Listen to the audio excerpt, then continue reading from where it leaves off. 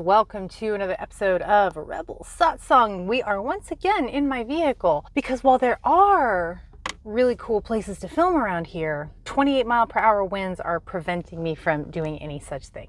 My little tripods would get toppled over and blow right off into the sunset. That's okay. It's kind of perfect because I am on the very beginnings of my digital nomad journey. I'm like a baby digital nomad, so follow along. Let's have fun with it, shall we?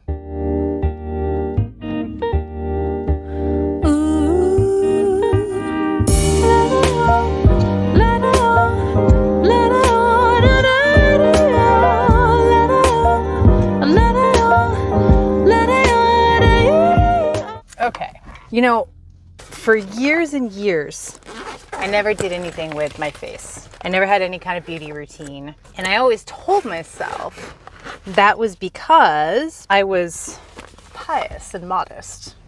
I mean, I wouldn't have used those exact words, but I would have said, hey, you know, I don't care about my looks. That's not what's important to me. What's important to me is my substance. And I still believe that. But I had myself in this story for years and years about my looks. I'd picked up this narrative somewhere between a offhand remark here and a backhanded compliment there. I picked up this narrative that it was kind of dual-sided. On the one hand, the narrative was all you have to count on are your good looks, Ingrid. And then on the other hand, it was the only thing you ever get is because of your good looks. So if you want to prove yourself to be a real, decent human, you have to find ways to succeed without your looks. But all you really have is your looks. So, see the conundrum there. While I was telling myself, my ego was telling me that my abandoning of my face and my beauty routine, my ego was telling me it's because I was modest, I was pious, I didn't have any issues like that. I believed it for years and years. It wasn't until I started to really dig in and do my inner work, like several years into it, that I realized, whoa, what I thought was spiritual and non-egotistical was actually, I gotta get really close here because I can't see, the most intense expression of my vanity. It took a lot of soulmatic renewal work before I even saw that was the case.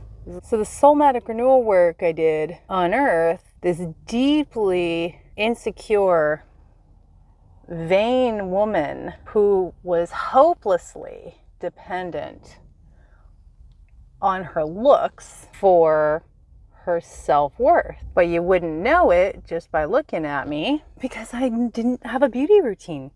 I never did myself up at all. That wasn't the truth. It was a way for me, oh shit, there goes the lamp. It was a way for me to abandon myself, to show a whole lot of not love to myself. I really broke through when a few months ago I had my teeth done. So I went to Mexico to get my teeth looked at. I need the mirror again. Where the fuck is my mirror? And oh my God, because of the way that it enhanced my appearance, I fucking had a meltdown. I was not okay for weeks. First I thought I looked like a rabbit. I didn't know how great they looked. I thought they looked really awful. But really what I was freaking out about was the little looking too much, too noticeable. My best friend came over and he said, he was funny. He goes, oh, you're in the creepy valley. I was like, what the fuck is that? And he goes, it's just, it doesn't look normal to you. And so it looks creepy. You think you're creepy. I was like, I do think I'm creepy. I thought I made a horrible mistake. So I started wearing makeup. It was actually his suggestion. He goes, do yourself up, really do yourself up. So I started really doing myself up and wearing makeup to offset the shock of my pearly whites. And of course, anytime I have a fucking freak out, I'm doing my work around. Everything is a spiritual practice for me. Everything is an opportunity to dive into divine spirit, to dive into my healing work. And this was no different. And so I did it. And I took my friend's advice to try and satiate my, oh God, the intensity. I was not okay. I did that. I did my somatic renewal work. I went into the body. I felt it in my body. I felt the fear. I felt the shame. And I realized that I had so much inside around my looks, my beauty, my not beauty. And I had spent so many years avoiding my beauty because it was a source of fucking shame for me. That's all you got. Anything you ever achieve is only because you're good looking. And it was a source of shame because I was useless without my looks. So I both wanted them and I both hated them. I was dependent on being beautiful and I was horrified by it. So I spent years and years avoiding my beauty, using the lack of a beauty routine. Oh my God, can you feel those winds? The car is literally like shaking. To self-abandon.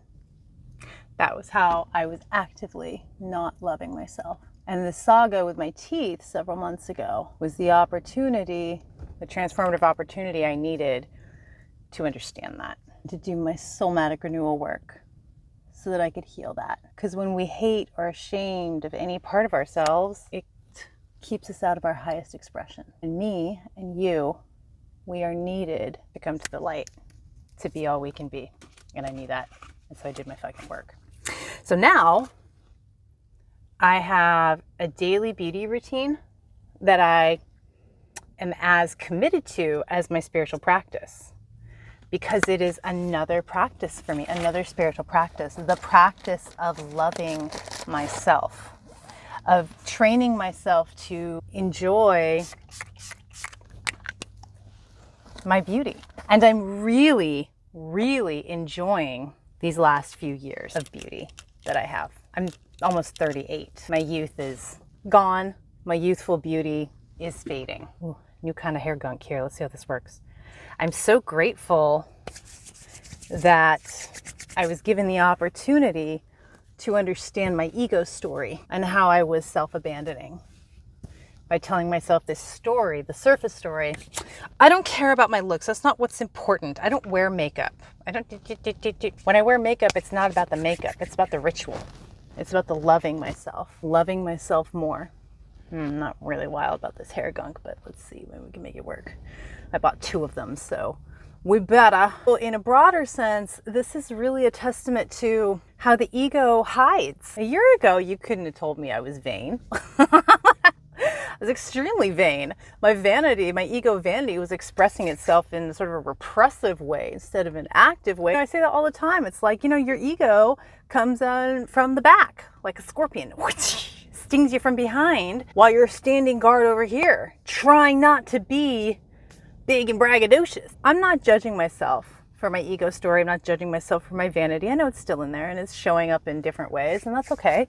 I'm not wild about this hair gunk. I'd like to invite you into a space where you can explore your own ego identities, stories, vanities, sabotages, all the things, without judging yourself. We don't need to judge ourselves. The ego is what the ego is. It's just the experience.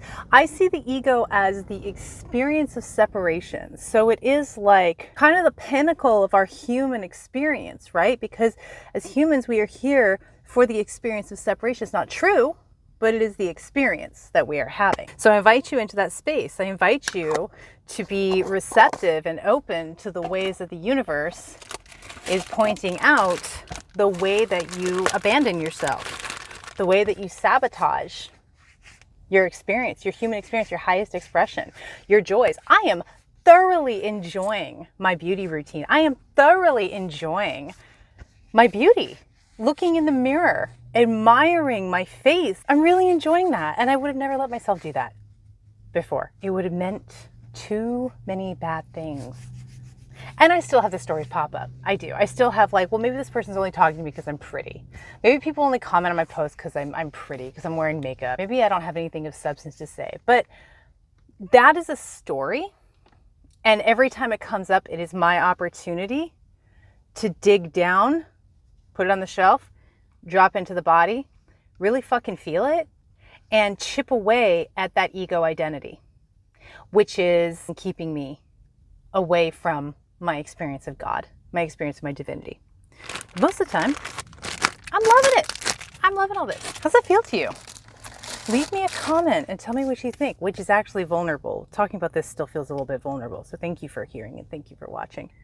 My sweet love, this is such great work, such powerful work. I would love to work with you in this capacity. I have created this amazing space, this community that helps people sink into the understanding and the healing of the ego identity and the self-sabotaging behaviors and the stuck energy that keeps us perpetuating these myths about ourselves and keeping us out of our highest expression. That's my fucking jam. I get 50 in my human design chart like 4 times. It's what I do. The container that I work in is called the Soulmatic Mastermind.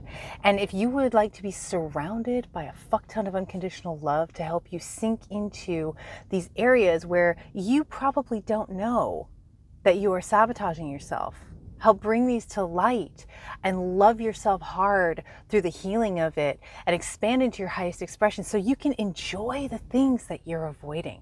The things that you're avoiding are meant to be enjoyed by you. Check the link below in the description of the video. I want to have a conversation with you. You need to heal because you are needed in this world. You are needed to move fully into love so that we can bring in this new earth, shift this paradigm, and live in a paradise on earth, because that's what's here. The new earth is here. And the sooner you and me do our individual work and move ourselves from fear to love, then the sooner we all get to experience this paradise on earth. I got you. I love you.